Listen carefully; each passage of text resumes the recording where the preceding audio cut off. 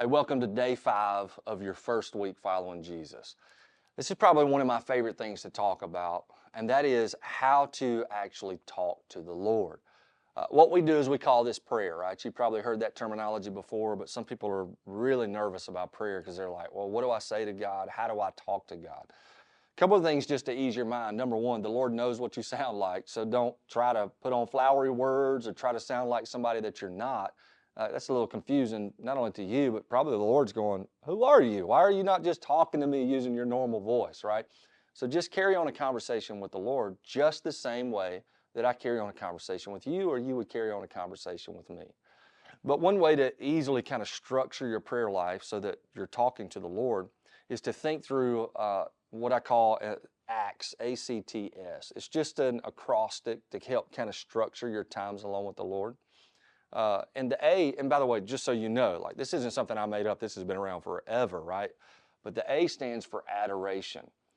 That's you just simply finding a characteristic, an attribute of God, some sort of trait that He has, and you're just adoring the Lord for that particular attribute. So it could be His holiness, it could be His love, it could be His mercy, it could be His grace, it could be His patience, right? But you just kind of in your times alone with the Lord.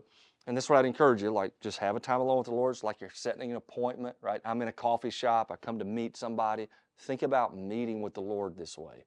And this is perhaps in your home, right? You're just kind of sitting down and you're just like, Lord, I just want to adore you and praise you this morning or this evening or whenever you're spending time alone with the Lord because of your mercy. Your mercy has been so good in my life. I deserve judgment, but your mercy came through, right? So that's kind of a picture of what adoration would look like.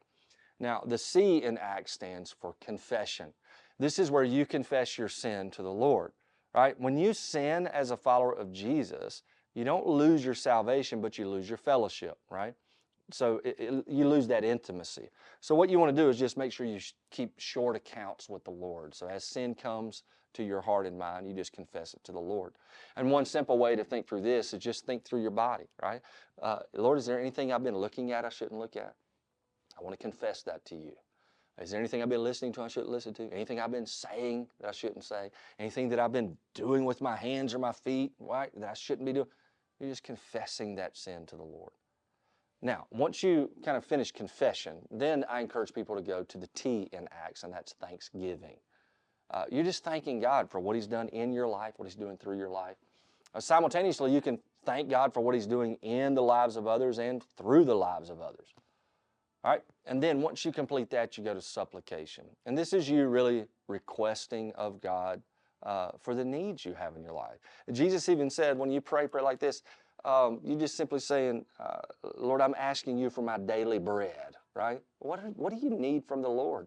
And those could be emotional needs. Those could be physical needs. Those could be any kind of needs you want to think of. Don't ever feel like you're bothering God. God loves to hear the voice of His children. So pray, adoration, confession, thanksgiving, and then supplication. Hope this helps. Can't wait to talk to you tomorrow.